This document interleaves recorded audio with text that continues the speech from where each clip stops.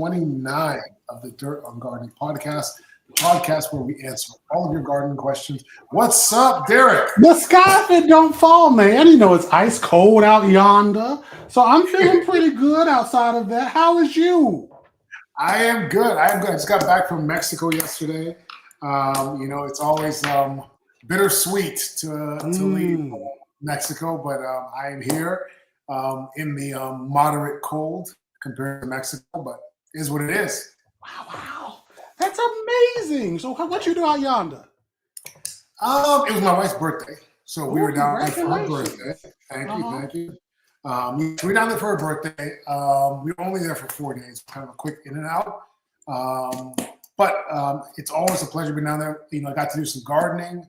I got to graft a mango tree. I grafted my grafts on my lime tree are working because my lime tree was not producing any fruit. And I grafted 2 orange branches onto it, and now it is flowering for the first time. So, wow, super excited about that. We love to see it. So then that is beautiful. Yeah. So what's going on there? What's new with you? This weekend I went to the Moonlight in the Garden party at the J.C. Ralston Arboretum in Raleigh, and it is a beautiful experience, surreal in fact, to be able to go through a botanical garden at night, right? And to walk around. They got camp. They had fire pits, multiple fire pits. I made me a s'mores or two. Had some apple cider. Walked around, seeing all the plants at night. Some art. I love to look at a little bit of art. And then I have a cousin who's an artiste, and they had an iron pour in Durham. So I was all over the place. And I came out there to see them pour all that hot molten metal. It has nothing to do with plants, but it was so beautiful watching all the fire and the lava and everything. It was amazing. So that's awesome. I had a beautiful weekend. Now, I can't do s'mores because marshmallows. I just can't do marshmallows. You don't eat marshmallows? I stopped eating marshmallows when I was probably 9 years old. It was just like marshmallows and cotton candy. Those were 2 things I stopped, I think at the same time. And it's not that I don't like junk food. I do like a lot of junk. But those 2 things are just 2 things that just don't, I can't eat them. Wow. Every day, every week I learn a new bit of lore about you. And I'm just like, I don't even know at this point because you just don't eat so much. But we're not here to talk about that. Yes, sir. Well, someone had a question already. They had a question about the graft. I mentioned the graft on the orange tree. Now, a lot of times when you have a fruit tree that's not fruiting, if you graft a fruiting tree onto it, whether that graft takes or not, sometimes it can stimulate the whole tree to fruit. I've seen that happen with multiple different trees. You know, I've had that lime tree for about a year, no fruit, no nothing. I grafted onto it an orange, and the grafts are, barely pushing out, but the tree has its first flower on it. You know, I don't know if it's a coincidence, but I feel like that seems to be a pattern. When I have especially stubborn seedlings that won't fruit, a lot of times grafting onto them is sort of the ticket that makes it go. Oh, I wonder if that's a hormonal thing. Like if there was just some series of hormonal interactions that just tell it like flower, fruit, we gotta survive, set fruit. I wonder if that's what happened. Right. So it could be the stress response, right? But I think that there's something about, I think there's some sort of hormone transfer between the scion and the tree. I think that it's a fruiting piece of wood attached to this tree now. And I feel like for some reason, there's a little give and take in there, and it stimulates the rest of the tree to fruit. I could do that. I could see that happening. Yeah. Duster asked if a cayenne, actually today we're going to talk about indoor gardening and house plants and all the things because a lot of the country right now is being pushed inside. Can you bring in a cayenne pepper plant and keep producing through the winter? If you have the finances and the extravagance to pay for that, then yes. And when I say that, I'm talking about grow lights. I'm talking about heating mats.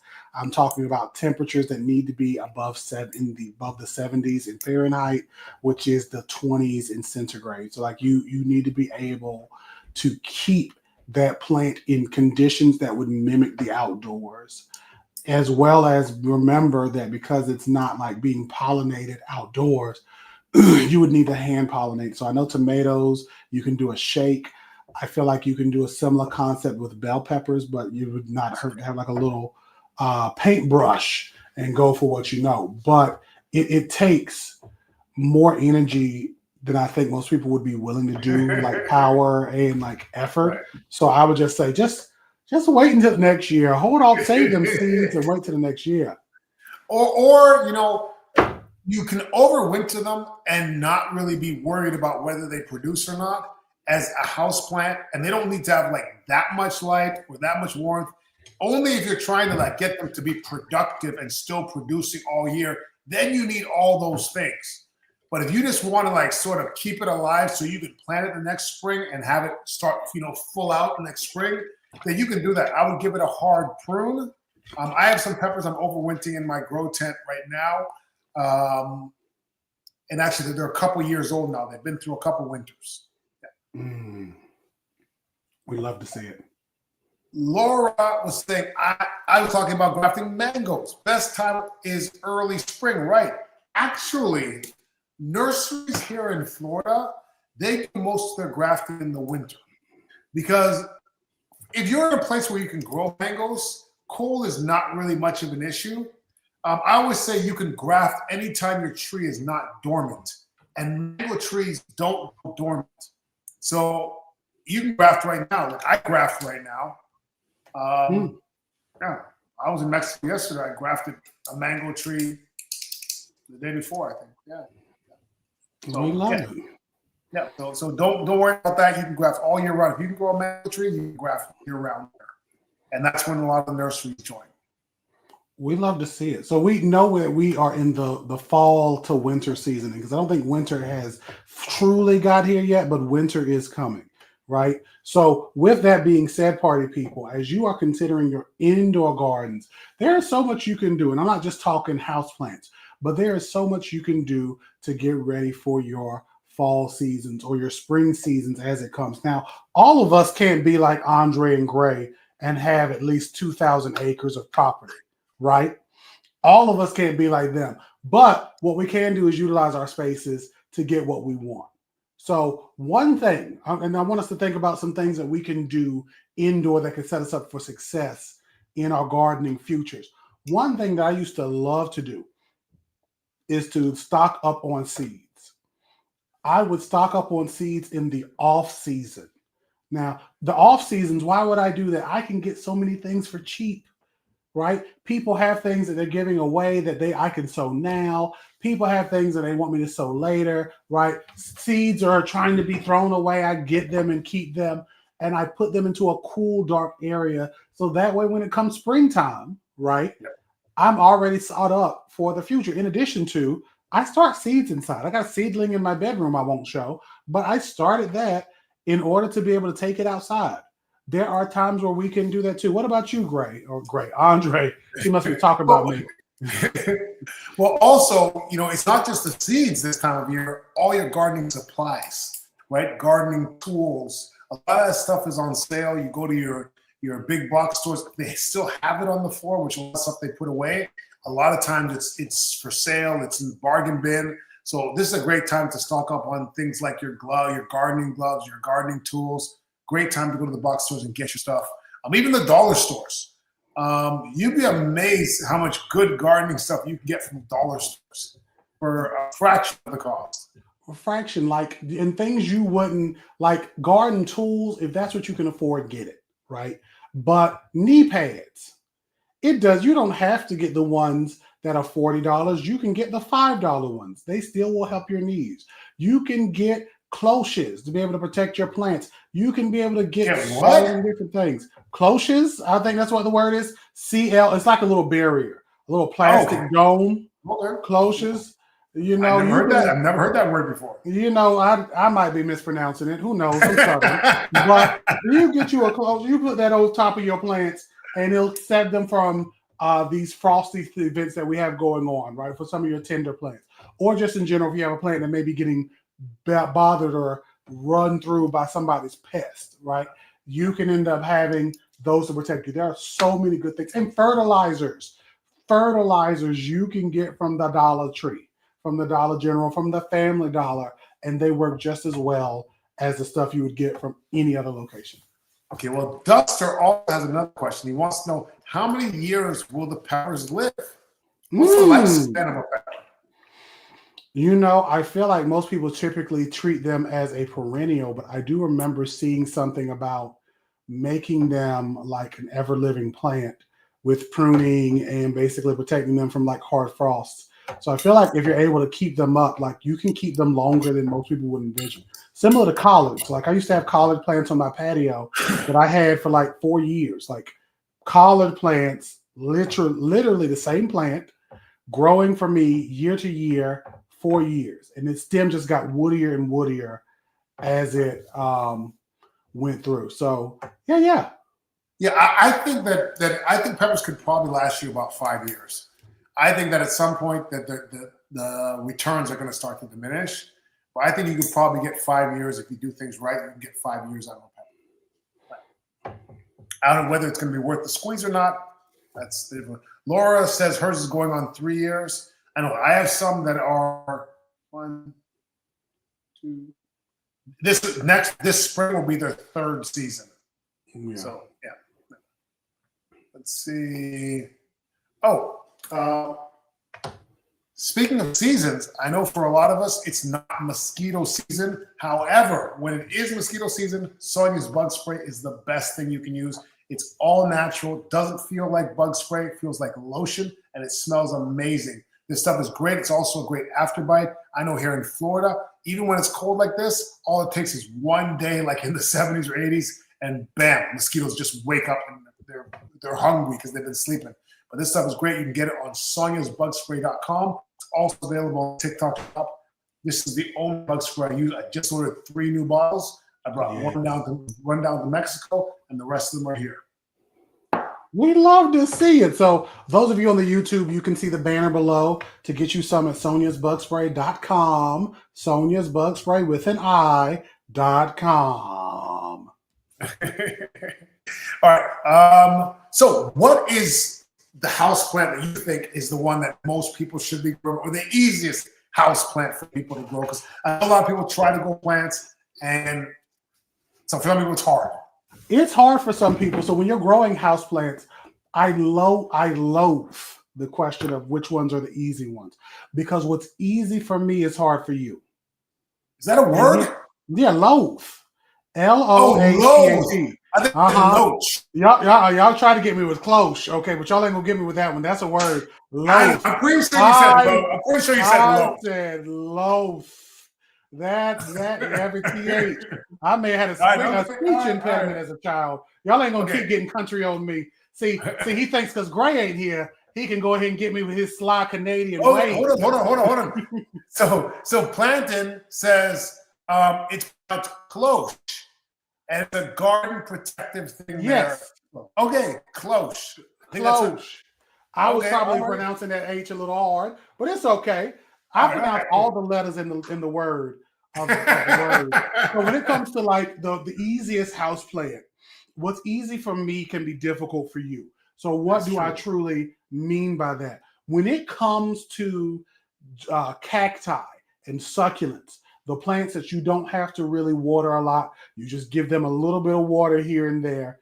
They are easy for a lot of you all, right? Because some of you are just like, I just want the plant. I don't want to touch it. I just want to remember it's there, water it every so often, right? But you can't take a pothos or a philodendron. Meanwhile, I have all types of aeroids, philodendron, monstera, pothos, water-loving plants in this apartment. I don't have that many succulents because I love watering. I love to water my plants, and I know that I shouldn't. So it just depends on your style. This is what I usually tell people. If you are a person that every time you see that plant, you're going to water it, then you should probably get a pothos because it can take it. You should probably get a trade scantia. Okay, it's the purple plant that is, I don't have one behind me. I do. Boop. It is this plant. We all know this plant has an alternative name. Okay, and this one's looking a little worse for wear, but this plant, purple inch queen. right? You get you one of those. Otherwise, if you're a person that's like, hey, I water my plants every 3 or 4 months, then you get you a succulent, you get you a Sansevieria, Naldracina, you get you an aloe, you get you some type of cactus or a Hoya, right? But or a coffee plant. Most people don't know you can do a coffee plant as a house plant. Oh, coffee plants are beautiful plants too. I have one in the ground outside. They're beautiful plants. But I think for a lot of people, cactus are not super easy because a lot of people that want a plant are going to water the plant and they're going to over. I think overwatering is like for people that care about their plant. I think overwatering is the number one killer of plants. Like I feel like people that don't care, then underwatering is the number one killer. But for people that care, I think it's watering. So I'm gonna tell you a secret. So I got my family. My family loves plants, but they love the concept of plants. They want the plant to look perfect at all times. So that's why I tell them you love the concept, but you don't really love, like you love it, but you love the concept. You just want something you can sit in a corner, okay, like Woody and Buzz Lightyear. You put it in the toy box, you pull it back out, it's perfect, right? You don't really want to water these plants. So then when I would come home, it used to be you quickly water these plants because they look bad. And I'm like, you ain't been watering these plants. Oh, the soil is so wet, though. Of course it is. You just watered it. I told you I was on the way 2 hours ago. In that 2 hours, you poured 10 gallons of water on this plant. Of course it's wet. The plant is drooping, though. All the leaves are dead. Like I know what the signs are.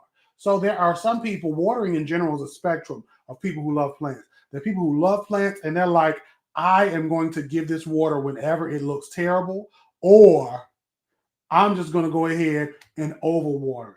So that's part of that. So I know we have a question here. I seen you writing. We have a question from Pink Panther. Go for it. I'm about to. I'm feeling it today. You got a small section of a Hoya that's turned yellow. How can you fix it? I grow Hoyas, but I do not grow them well. So I'm not going to be able to help you. Andre, do you grow Hoyas? I don't even know what a Hoya is. A Hoya, let me get one real quick because I have a friend I'm going to direct them to who will be able to help them because she grows Hoyas. Well, when Gray gets here, Gray definitely will know how to grow Hoya. He would. I wish he was here. He should be here any minute now, guys. Gray is coming. He's not skipping the show tonight. He's just running late. He had an emergency. He'll be here shortly. He will be.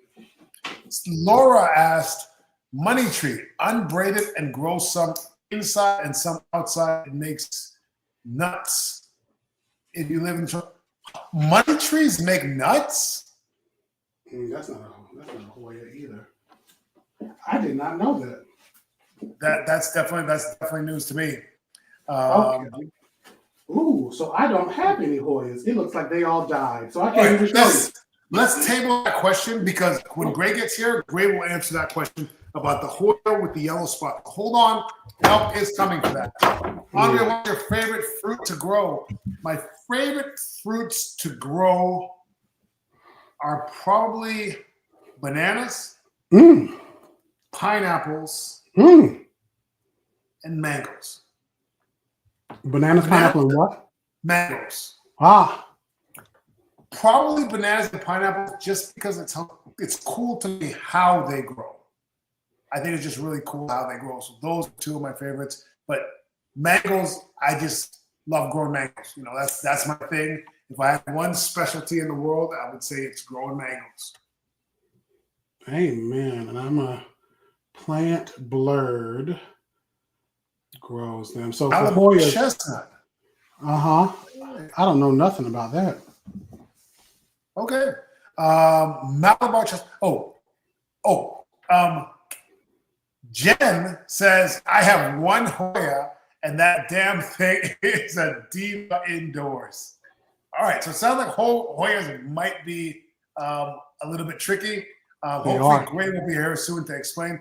Malabar chestnut is is the nuts. I did not know that. I didn't. Look at you teaching us.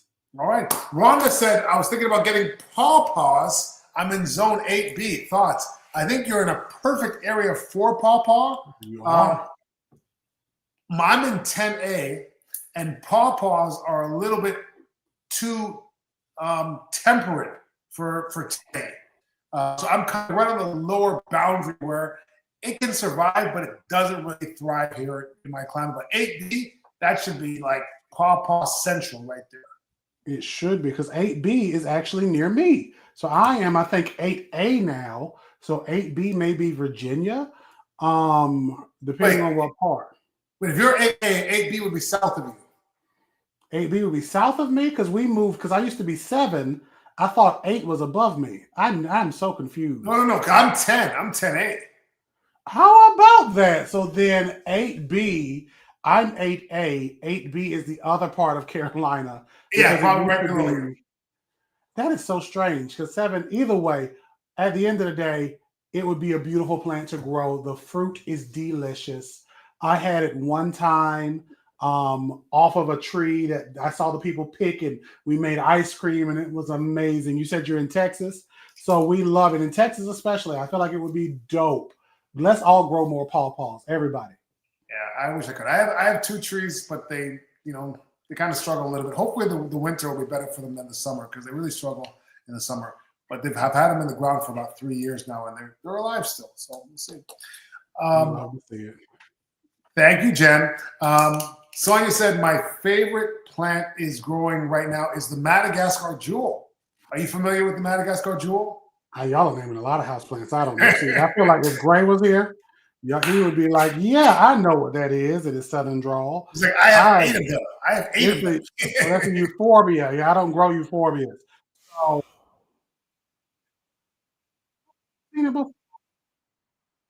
I don't grow a lot of euphorbia. I just found out that we do have houseplants in this house. You said what now? I was gonna say I just found out that we do have houseplants in this house. I thought we had no houseplants in this house because I never see any. But there are a couple spots where there are a couple plants, like this in my bathroom, and right out here on a table, there's actually houseplants in there. Wow. So how did you walk by these houseplants in your house and not know they were in there? Well, because my wife is not a houseplant person, so I don't expect to see houseplants. I guess. Well, who put them in there? Was it her? Yeah, not me. I was gonna say that's a good woman you got. So of course she put them in there. That's a good woman you got. See, they have to be like sort of like part of the design. They have to be architecturally part of the design for them to go in here. Like there's not just a plant just sitting around. No, that's not gonna happen here. My wife's an interior designer, so everything's gonna be a certain way. It's got to match. Yeah. She would hate that word because match is not the objective of interior design. Right? That's what they all say, and then it's like, you're not trying to match things up. That's what they all say, and this is why I don't do good with it. If you look close enough in the background of any of my videos, you see all types of random stuff. It's like PV's house in here. And I keep my blueberries outside. Now, I've not grown blueberries. I've helped to grow them. But it depends on where you are. Pink Panther, tell us where you are again. Did they say Texas? Is that the same person that was in Texas? I'm not sure that was the same person in Texas. Actually, yes, I'm in Texas. 8B, boom. Can they keep their blueberries outside, Andre? I think you can. Yeah, my blueberries stay outside here. Blueberries are fairly cold tolerant, so they'll have their because I know people in New York that have blueberries outside in ground. So yeah, your blueberries will be perfectly fine in Texas. That's not a big deal. Yeah, we had them here. You do live there. How do you not see them? He's like, if it doesn't give me food, I don't want it. That's what I do. Literally, I have a blind spot for houseplants. I don't see them. Although I do have some pothos growing in my son's fish tank. His little freshwater tank, and I put pothos in there and cuttings from pothos, and they have rooted all through the tank right now, and they're kind of just overhanging the edge. I love it. Pretty cool. It's pretty cool. That's probably beautiful. It's a little soft. It's not that beautiful, but it's kind of a cool little project. If I saw it, I would probably be like, that's amazing. It's so beautiful. Nature is messy. Nature is messy. It's fortunate. I moved from the Pacific Northwest to Central Florida and new to growing in this climate. Can raspberries or goji berries be grown here? Yes, raspberries can be grown here, many different varieties. I'm in Central Florida, and goji berries as well. But if you've never had goji berries before, you should try them before you try to grow them because they are unpleasant at best. Like the taste of them? Yeah, they're not good. Oh, They're medicinal. I tried to grow them because the name sounds cool. It's exotic. And I grew them and I tasted them and then I just kind of neglected them and they're probably gone. I don't know. They could still be thriving somewhere in the yard, but I don't know what they are. now see, I thought so you don't use them for any special recipes like steak and goji berry or chicken and goji berry. You just eat them medicinally? Well, I even make like medicinal things with it, like syrups or jams, maybe even. But like a raw goji berry, not good. Nah. But you know what does taste good is this Andre's pepper sauce because he should have seen this coming. You can get you some blessing right here. Now, this pepper sauce, it has his picture up here, Andre, and you can get you some sweet and spicy pepper sauce. They got the hot and the not so hot. Now, on the YouTube, you see the website below. You go to andrethefarmer.com, and this has all types of natural stuff in it. Pineapple, honey, jalapenos, onions, mangoes, rice vinegar, all types of delicious stuff.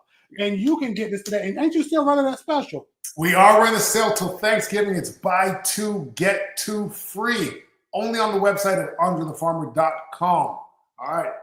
Get you some today. So yeah. I'll tell you what, I was just in the grocery store and a lady recognized me. It's an older lady, and she goes, I know you. Now, for those who don't know, I'm an orthodontist. So I've been orthodontist in Orlando for 24 years.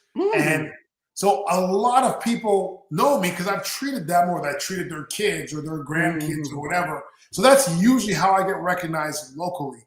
So she's like, I know you. And I'm thinking, oh, for sure, this is like some parent's mom or some parent's grandmom or some patient's like grandmom or something. And she goes, you're the farmer. I follow you. And she goes, I got to give you that pepper sauce. I said, yeah, you do. You do. Right now we got buy two, get two free. And how good of a deal is that? Okay, you can get you some before the Thanksgiving comes. And you know, or maybe before Christmas. Let's say before Christmas. No, you'll get it before Thanksgiving. You'll get it before Thanksgiving.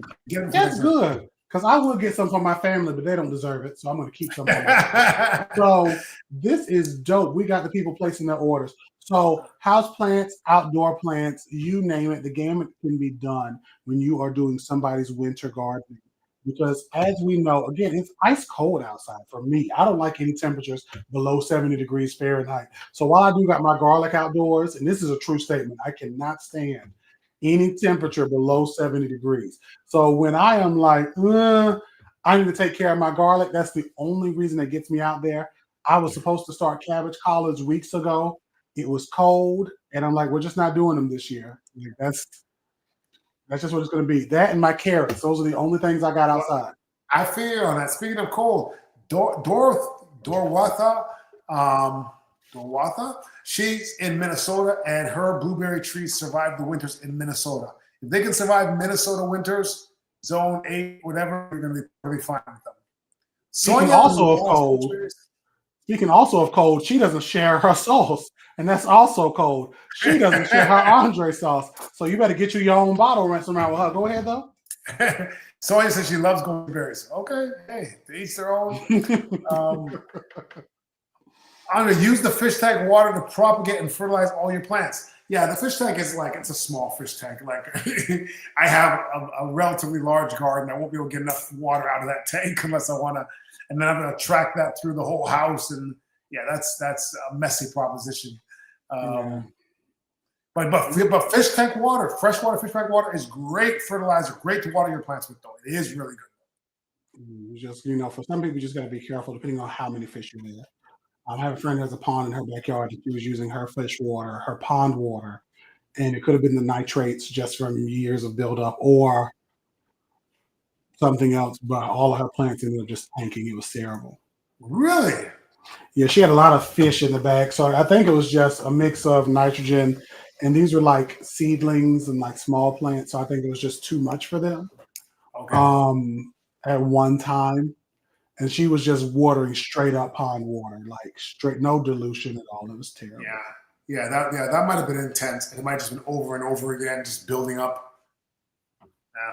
Yeah, but in general, like once in a while, if you can give them a little bit of water from that freshwater fish, clarify that. Not a saltwater fish tank, freshwater fish tank. I didn't know people use saltwater, but that would make sense. Please don't do that. Keep going though. Yeah, like we have a saltwater tank here. Most of my tanks have always been saltwater. Let me see the questions. My sister-in-law was just here from Vegas. We ordered some snapper, and she said, "Where's Andre's pepper sauce?" All right. Do we have any non-pepper sauce questions? We just go. Why they put these questions up? We keep on going. So, what are some things you do to get ready for winter gardening indoors? What are you doing when you're like, I got to get all this acreage planted out? What are you doing? Well, I'll tell you what. Winter is actually a busy indoor time for me because I have a lot of cold-sensitive plants that I have to bring inside for the winter because I like pushing zones. So I like growing plants here that don't normally grow here. So if I have young soursops, young durian. I have a couple of durian seedlings right now.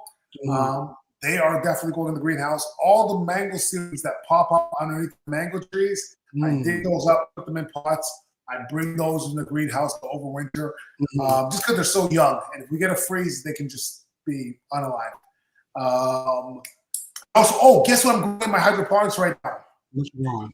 You'll never guess. Never guess. Okay, it got to be something. You've told us this before. I can't remember now. No. I haven't told you this. Well, you haven't told us this? Never. I could give you 100 plant guesses. You would never guess this one. Ooh, okay. Is it soursop? Somebody said soursop. No. Listen, I'm gonna let you guys in the comments try to figure out what I'm gonna give you a hint. Yes. Everybody's heard of this food. Okay. That this plant produces. Everybody's heard of it. Cashew. And you can get it in restaurants, and it's kind of a condiment. Okay, it's kind of a condiment. You can get it in mustard, ketchup, relish, horseradish, a condiment. I don't know. We got mustard. Sonia, water when dry. Not mustard. It's not mustard. Hey, Shane. I was messing up. It's not ginger. It's not ginger, but I'll tell you what. Ginger is close. Turmeric. No. It's not close. It's not close in the way you're thinking. Avocado, no. Not parsley, not parsley. What is wasabi?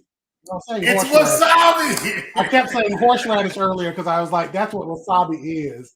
But I was like, no. The stuff in the stores, they usually don't give us the real stuff. Right. Because when it's horseradish, that's not really wasabi. Yes, that's all I could think of. Because I was like, I know it's horseradish, wasabi. There we go. Good deal. Like I had a bunch of just seeds, and I said, let me just throw them in the hydroponics inside the little, what do you call those clay pebbles? The leca. The leca? Yeah, leca. All right, the leca. I had the leca. So I was like, you know what? Let me just throw a bunch of seeds, a bunch of different things. And the only thing that popped, because normally you start it in like the foam, like the rock wool stuff. The rock wool. I don't know the names of nothing. The rock wool, right.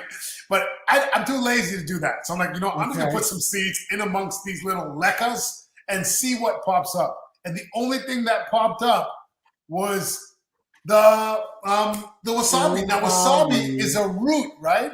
Yes. So I don't know how it's going to grow through the leca and through the cage of the thing. So I don't know if I need to transplant these now into like soil. Now that's a good question. I would do depending on how many you have, I would do a couple in the leca to see how they look, and then a couple in soil.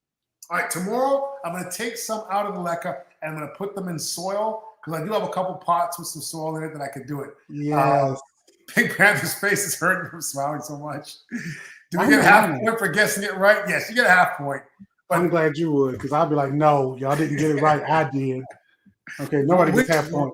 Which variety? I don't know what variety. All I remember is that I had seeds labeled wasabi. Yeah. I don't know what variety it is. I've never. I don't. Thing is, I don't even like wasabi. Really? I don't think I've had the real stuff. All I've had is the fake. You know what? I don't think I would like the real. Well, to me, it tastes like Vicks Vapor Rub.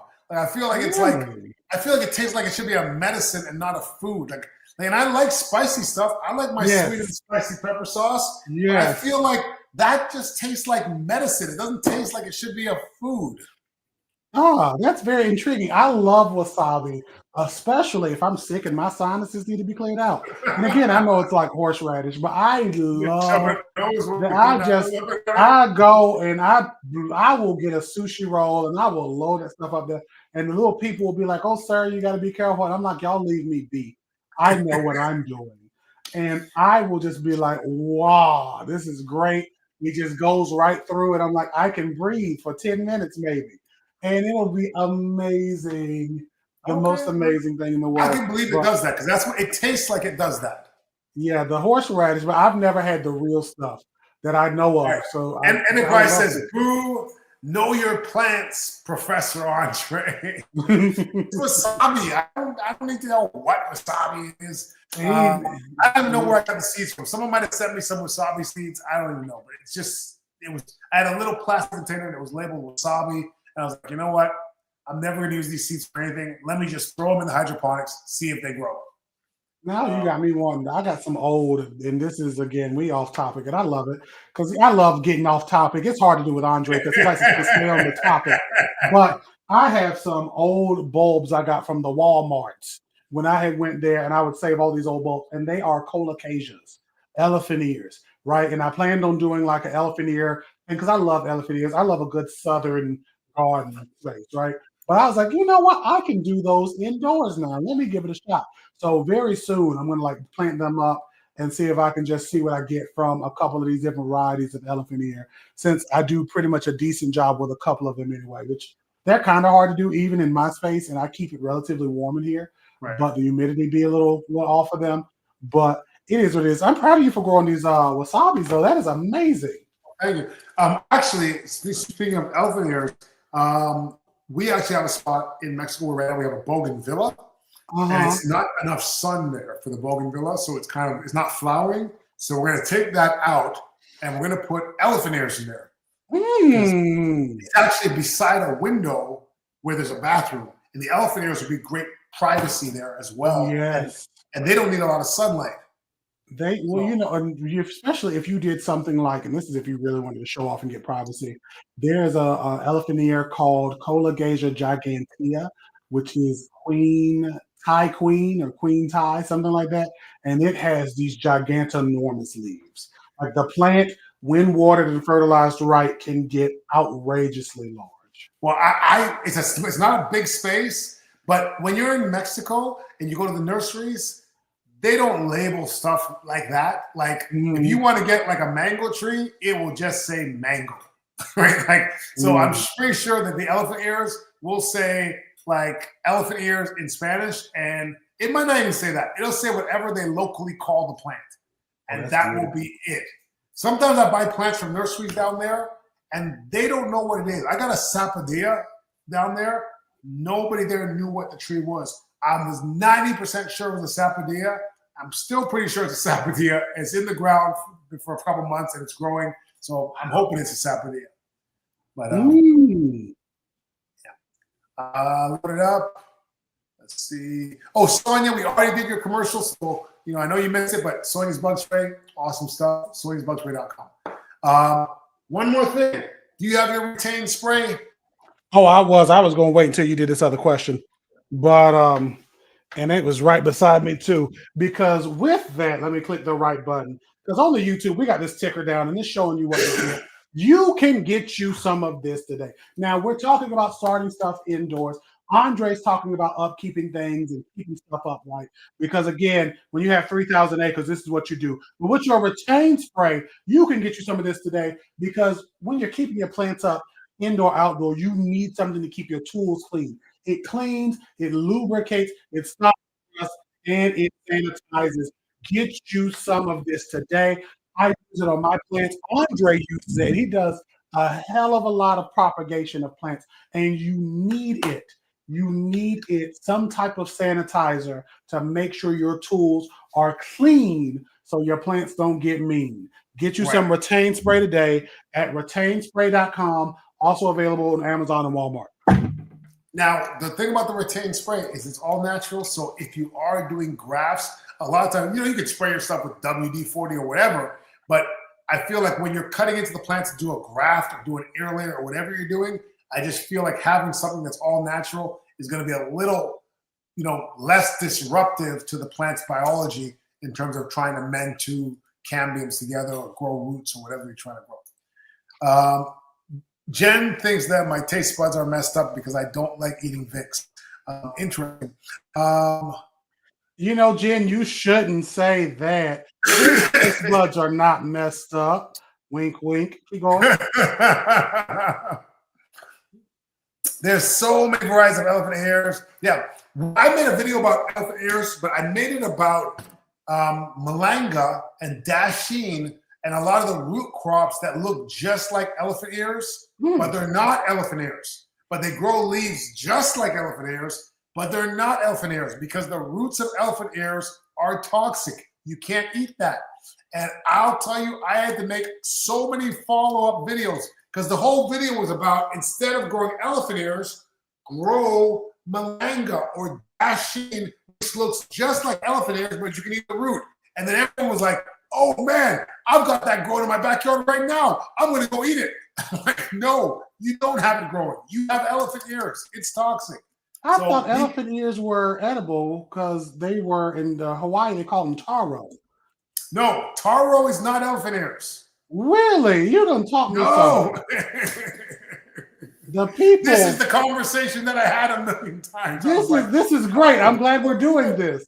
Because taro, malanga, dasheen, all of them, they look like elephant ears. They grow leaves that look just like elephant ears, but they have edible roots.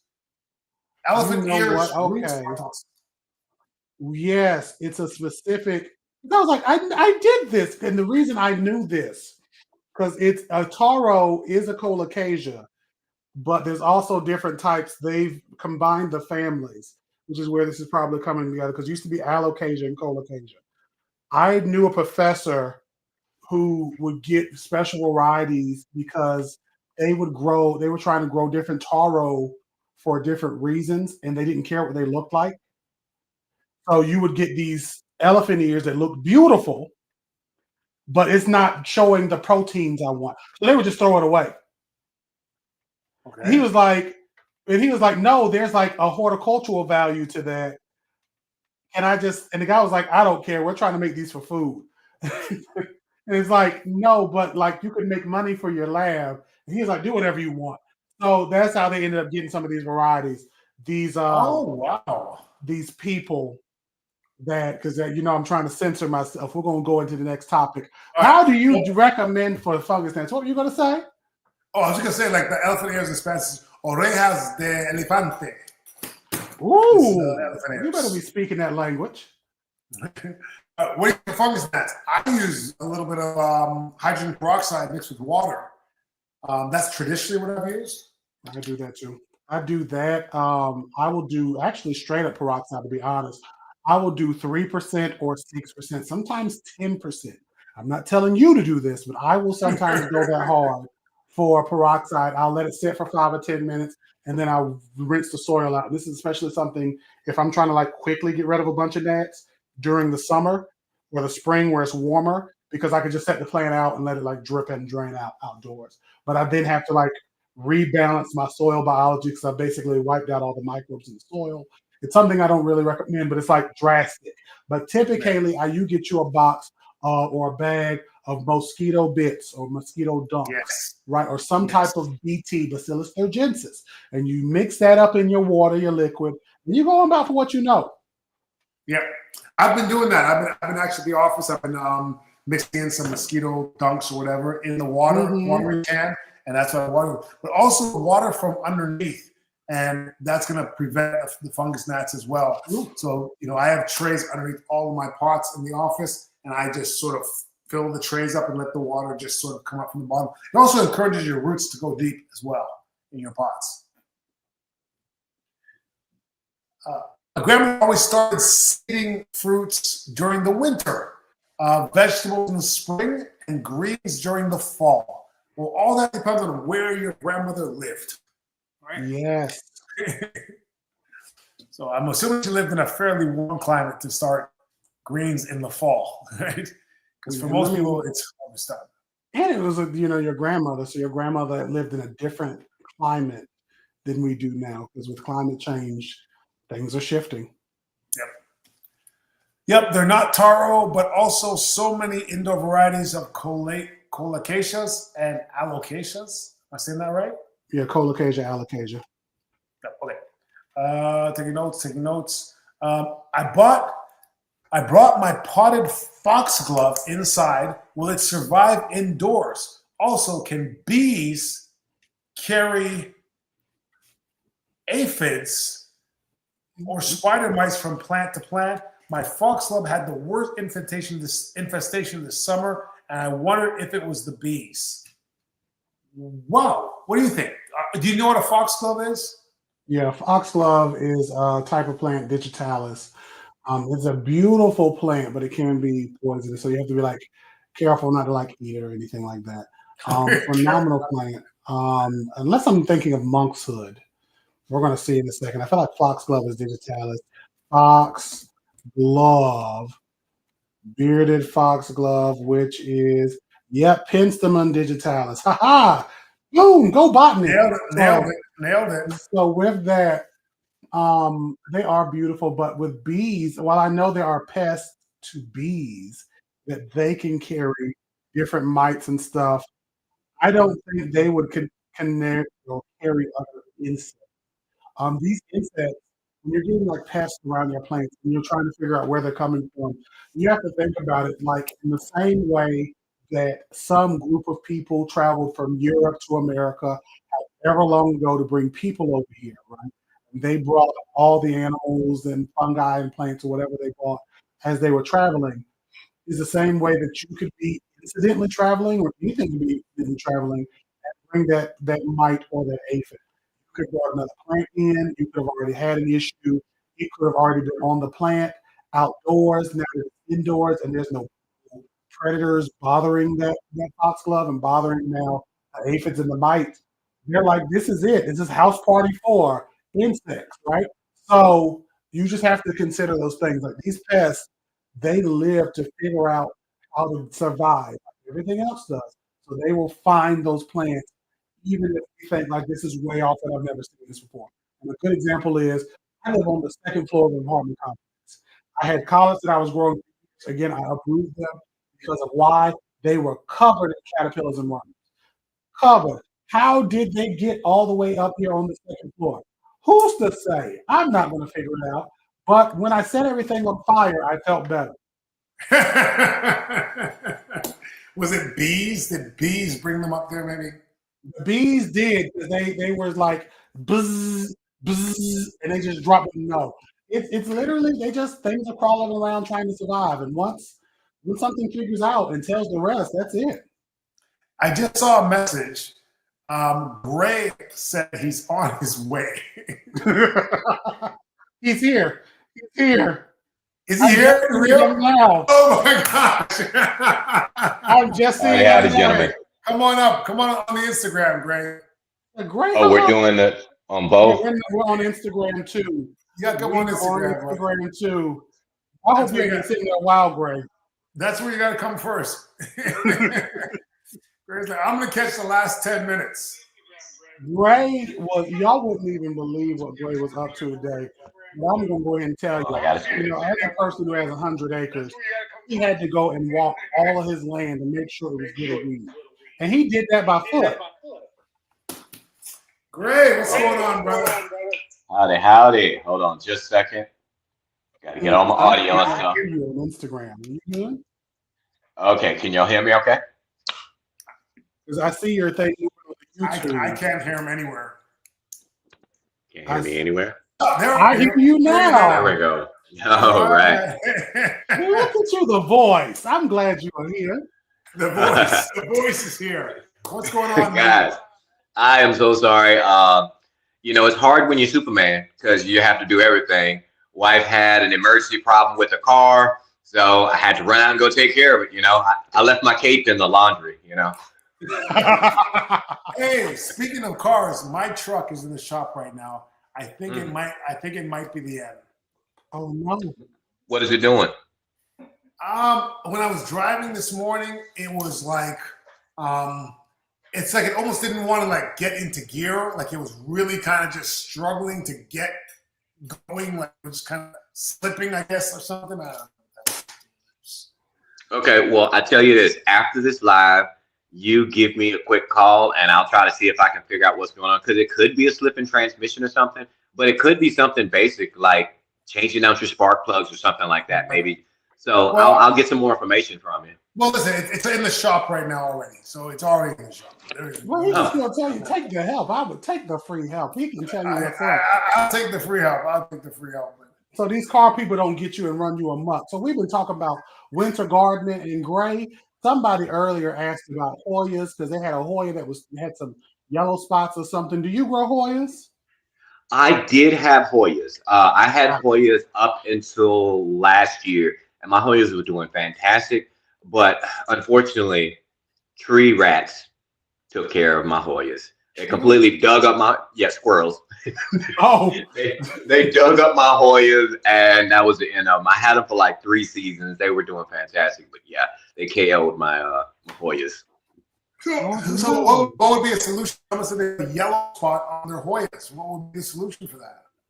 Well, first we need to make sure that it's not disease, because last year, it depends on how old these Hoyas are, because last year there was a disease epidemic going on with all Hoyas that were being sold in all big box stores. So make sure it isn't any disease going on. So, I mean, honestly, the best thing would be sending us a picture too, because, just going off a description is really hard. If you would like to email me, whoever that viewer was, if you'd like to email me at urbangray at Urban Gardening with Gray. What's my email address? Urban Gardening with Gray at gmail.com, and send me a picture so we can kind of assess what's going on before we just jump to any kind of crazy conclusions, Yeah, that was JLBC, so hopefully they're still here. But this is great. Oh, that's Jen. Jen, email me. About the Hoyas, or send me on Better Gardener. That wasn't Jay's question. That wasn't Jen's question. No, Jen commented on it, but it wasn't her question. Oh, okay. Well, maybe it was that Pink Panther. And Pink Panther keeps saying it's me. Never mind. Pink Panther. Okay. Pink Panther, email me some pictures. All right. This is great. Sweet Mama Claytor says, Yeah. Gray, I live in Denton, Texas, so we're in the same zone. What would be good to plant right now? Well, Sweet Mama Clater, I was just up in your neck of the woods like Sunday. So I was just up out in Denton. You could honestly, I mean, one thing I want to say, we're about to get a cold snap coming through next week. We're about to get a real rough cold snap coming through the week of Thanksgiving. And it's going to be hitting harder that first week in December. So now may not be a real good time to plant anything unless you really have some winter protections going on. Because even if you started with some of your brassicas, your cilantros and so forth, that cold snap is going to be so immediate, it might kill off anything that will be starting to germinate. So what I would recommend is maybe starting to use some broccoli in containers inside this week, because trying to put anything out right now, it won't be able to establish itself enough to really be able to survive this cold that's supposed to be coming through. How cold is it supposed to get there? I don't know an exact temperature, but it's a front that's coming down from your neck of the woods, from Canada, and it's a front that's supposed to be coming down pretty good, and we will potentially have some frost warnings coming in for sure. Yeah. Now, so I would start them inside first. All right. We're talking about indoor plants and house plants. Greg, what is your favorite house plant to grow? It changes depending on my mood. It varies. It varies from my Monstera deliciosas. And the reason why I say them, I know that the deliciosas isn't the the premier ones like the elbow or the Thai constellations or the half moon, right?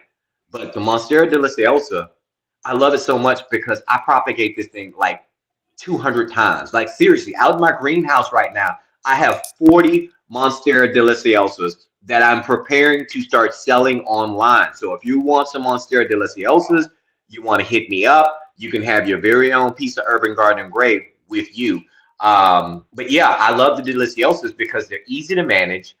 They look amazing, and then they're so easy to propagate and make more of. And you know, more plants is always better, in my opinion. And if you wait long enough, you can get a fruit. And you can get a fruit. That's right. Jen asked about her Cuban oregano. The cold kind of pulls it out. If it was in the ground and it's established, it should bounce back. Like when it's cold here, mine sort of looks like trash for a little while, but then it just comes back stronger than ever. So yeah, it's hard to end it. Now, Gray, if someone wanted to condition their soil to grow a plant, what would be a good way for that person to do that sort of thing? I would say by using a sponsor, Thrive Roots, and that's available on Thrive, spelled with a Y, T-R. Let me spell THRYVE,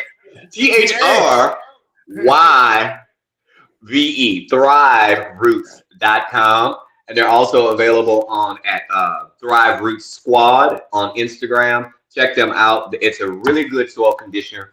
It's an OMRI listed soil conditioner and root stimulator. All of those Monstera propagations that I was telling you guys about, I use Thrive Roots to condition that soil. And they have some, you know what? We're talking about soil. We're talking about roots. I just want to show you the results of what roots look like when you're using Thrive Roots, okay? Go ahead and do that, because those of you on YouTube, remember, you're seeing on the banner how to spell this. For those of you, maybe next week we'll have it where you can see the banner on top, but he's going to show you these roots. Let's see it. All right, so this is one of my Marble Queen pothos, and I'm going to just pull it up out of here because, I mean, I do have the, well, no, you can see it here. Look, we're going to look on Instagram first, okay? Let me get over by the camera. These roots are nice, thick, healthy. Look at those roots. They are. This has been given a strict regimen of Thrive Roots and water. And I started propagating this, I want to say about maybe 2 or 3 months ago. And so this just came off as a cutting. And here's on Instagram. Look at those roots. That is beautiful. And they should look and like that's from that, using guys. Thrive Roots. Thrive Roots. When you got good roots, the rest of your plants will be phenomenal. Okay? So we've been talking about winter gardening. I'm sorry. Go ahead, Andre. I was going to say, it all starts with the roots. Go on. We've been talking about winter gardening, and we have the premier master gardener. When we're talking about, you know, indoor gardening, house plants, seedlings, or whatever, what will you give the people? What can you tell the people, Sir Gray, to be able to give them some hope and some wisdom? Again, because you know you are my favorite master gardener. Well, I thank you. But I'm not sure. What do you ask me? What would I give them for what? For indoor gardening, like during the winter, like we're preparing for winter, whatever you may be doing with your house plants, whatever you may be doing with seedlings, what would you tell the people? Well, I would say this is a time. All right, guys. Now, you know, I love gardening. It's my piece. You know, you guys who follow me know that this is what gives me joy. And so, yeah, during these winter months, I like to pull back and take everything indoors in greenhouses and so forth. But I'm going to tell you something. The main thing that you want to do, if you have anything indoors, is back up off of your watering, back up off of your care. Stop your fertilizing. Stop, you know, slow down drastically on your water. This is something that I like to say. It's from an ancient philosopher by the name of Lao Tzu. He says the Wu way, right?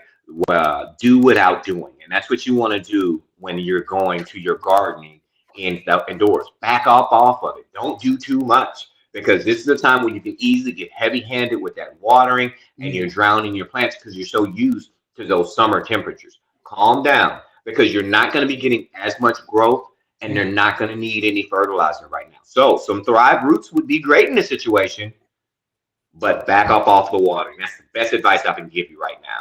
All right. Well, that's great advice, Greg. Sorry we only had you for a short minute here, but we are out of time. We will be back again next Tuesday. You guys have any parting words for people? It's been amazing speaking with you as always. And if you need me, send me an email, send me a DM. I'm always here to help you. All right, Derek. Oh, I don't know what happened. I don't know if you're muted or what. I can't hear you. On Instagram, you looks like you're gone.